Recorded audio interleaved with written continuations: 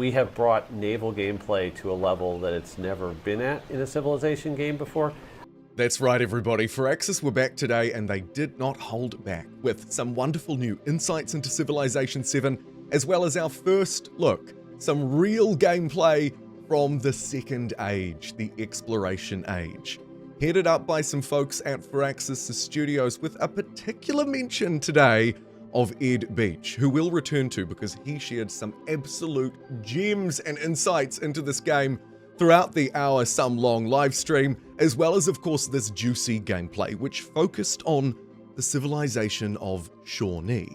And Firaxis were joined by some special guests, Carl Meyer, as well as Chief Ben Barnes from Shawnee, to talk through a little bit about how this Civ plays. And we'll focus on that for a little bit here, but just to quickly show you the highlights, they are diplomatic and militaristic.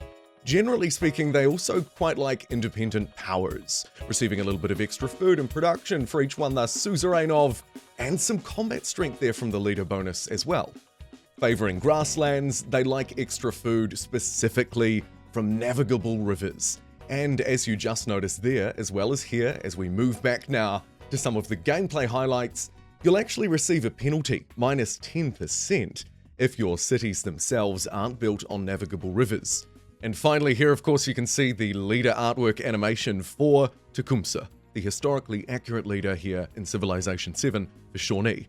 Now back to Ed to talk about the age more broadly. And our Exploration Age has a lot of gameplay revolving around getting to the other half of the world, experience the other half of the world, seeing what the full set of cultures are within your Civ world. So if you do a great job of that and go out and explore the world, that's going to help you on 2 of those 4 legacy paths. There you have it, a little bit about the age as well as a focus on legacy paths, because they were a huge focus of this live stream. The reason why we're able to play as Shawnee and play through in the Second Age immediately here is because we're playing through what's called an advanced start. And we'll get to that again in just a moment. Finally, I wanted to round out here by showing you just a couple of different leader screens, leader artworks that they showed. These artworks, of course, displaying at the beginning of the game. And again, reinforcing the kind of benefits we've already talked about if you happen to play as Shawnee. You have a stronger combat strength for each empire resource. You have a unique missionary unit, and we'll return to religion in a moment because Ed had some insights on that. And finally, there is that focus on food. Build on navigable rivers, get +2 food. If you don't build on them, you'll receive minus 10%, and that could actually be a little bit more punishing as you move through. The focus here should be on the advanced start, and specifically where Age 2 begins, the Exploration Age. You can see Turn 1 here is set in the year 400. We're given 1 city to begin with, and it's pretty well developed, and now it's time to dig in a little deeper into this advanced start mechanic. This could be quite important if you want to play through a multiplayer game, a more short, focused Civ game. I don't know, you do you. Specifically how it works is instead of playing through a normal Civ game, where you would have moved through that first age, ran into some kind of crisis event like the one you're seeing on screen, dealt with the often negative penalties that come from that event. In the first age, it's a plague of barbarians effectively that sweep the world. And based on your progress in the first age, through the 4 legacy pathways, science, culture, you're seeing here, now on to militarism, and finally the golden age, you'll get some rewards. These points to spend based on what you've achieved through the legacy paths. I'd like to hand back to Ed Beach to talk a little bit more about those, as well as the role of religion in the Exploration Age. Just like in all the ages, there are 4 legacy paths that you're pursuing during exploration to try to push yourself forward in the game. Military, science, culture, and economic. The culture one is the one that's most closely tied to religion, but we do have a secondary path of those 4 that also benefits from strong religious gameplay. So there's a little bit more of an insight into how the legacy pathways will shape your game. And now let's reshift that focus, as well as holding on to that little insight about religion. It doesn't have one specifically, but it kind of clings to some of the others. Let's focus in on what's actually being done. So you move through into an advanced start, and you're given some different legacy options to spend these, in this case, wild points on. points that can be assigned to any of the 4 domains. Because it's an advanced start, the legacies that we choose are a little bit different. You'll note they are still generally assigned to specific categories, and the first ones were all about placing cities. And this is one of the ways that Firaxis talked about how Civilization 7 is trying to make this advanced start, which has always been a feature but never really, in my opinion, been a highlight. They're trying to make it more of a focus, more of actually something that we might want to use and engage with a bit more often. In this case, it's about placing down cities. To actually get the advanced part of the advanced start, you're going to need something on the map beyond your first one. A city costs 2 of the wild points, whereas a town only costs 1. And we'll hear a little bit and focus a little bit more on those slightly later in the video. Let's return to these legacy points. You can see that, generally speaking, you get to choose an advantage, but you can't choose them all. So there's an opportunity trade-off. Do you want to go in as a player with big city, big town, or do you want to focus more militarily? Perhaps culturally, economic, science. There's options here for everything, and largely they're focused around, I suppose, not playing catch-up, but the leg up. Do you want to have cartography unlocked immediately? Ed Beach specifically mentioned that that was, I believe, one of his favorites. It was quite strong, given that this age, as we've already alluded to many times here in just this video, has such a focus on discovery, on getting out into the ocean. I'd be very surprised if we didn't see those kind of goody hut-like events in the oceans and that kind of narrative element of the game bleeding through there as well. However, they didn't talk about that. Their lips were sealed on many things. But we did get a great insight into how this system works. Use your wild points to choose your leg up for how your civilization will achieve, or I should say be given, really, its advanced start. Cities and towns were a big focus, and as we move through into this placement screen, we're only just slightly disrupted. But I wanted to leave the disruption in because I thought it was quite good.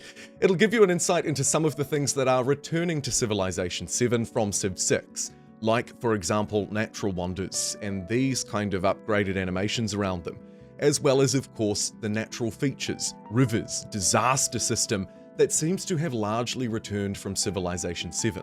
It was mentioned during the live stream in reference to the naming of rivers, which are based around Shawnee naming conventions, somewhat randomly, providing that Shawnee discover those rivers in the game, for example.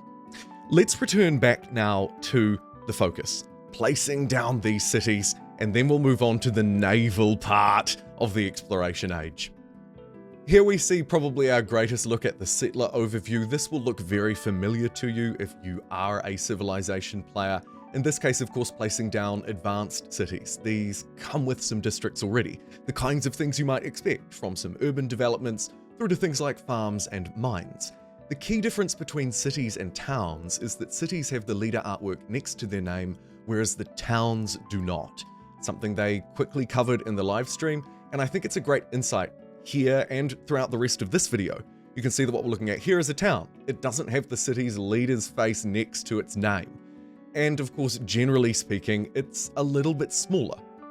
If you're unfamiliar, just quickly, it's important to highlight the towns produce a lot of their own stuff, but feed that into the nearest city.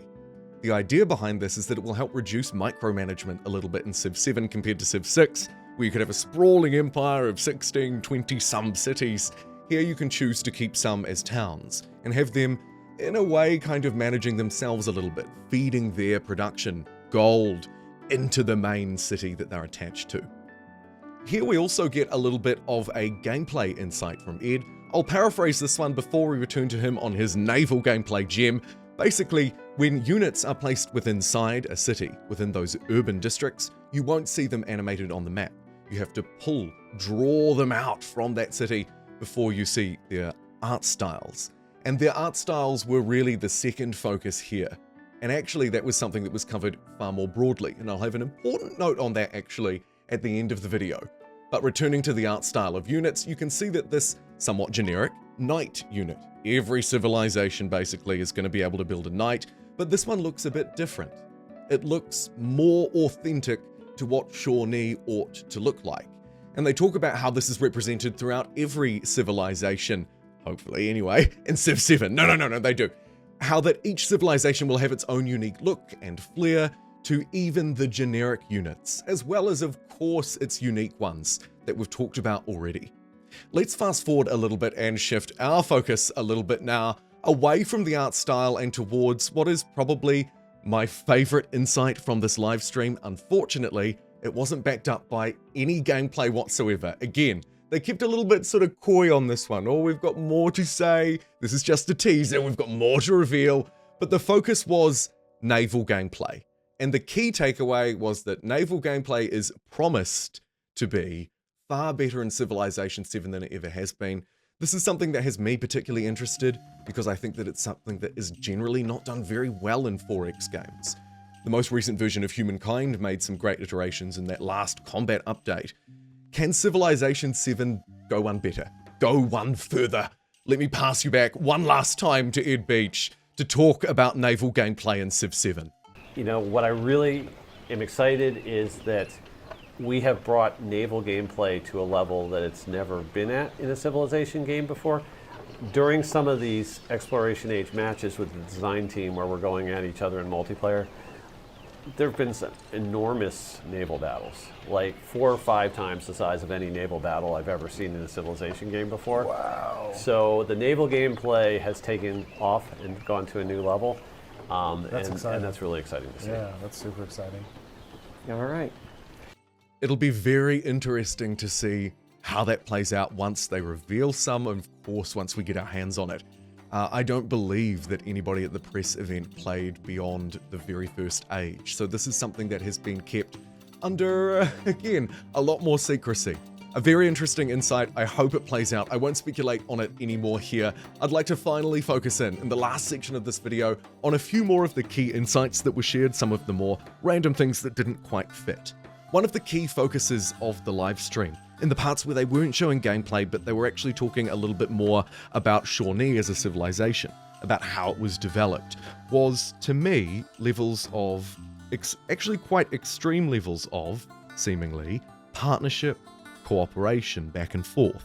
They talked about how Shawnee, the people of the Shawnee nation, had worked with Firaxis over a number of years, 3 to 4 years, back and forth iterations on everything from the language design to the specific music, recording that specific soundtrack that will go with them. Great to see, I love that touch. As well as some insights from the Shawnee Nation themselves about archaeology, about geology, their own discoveries and knowledge. There was huge emphasis on this throughout much of the discussion in the live stream. I'll show you a couple of quick highlights on screen here now. If you want to go and listen to it yourself, I'd highly recommend. I will of course have it linked down below. Hopefully I've shared most of, if not all of, the key gameplay insights here for you though. The key takeaways that we learned about the Exploration Age, about Shawnee, their leader, and of course more broadly those interesting insights into naval gameplay and more. Thank you so much for joining me. See you next time.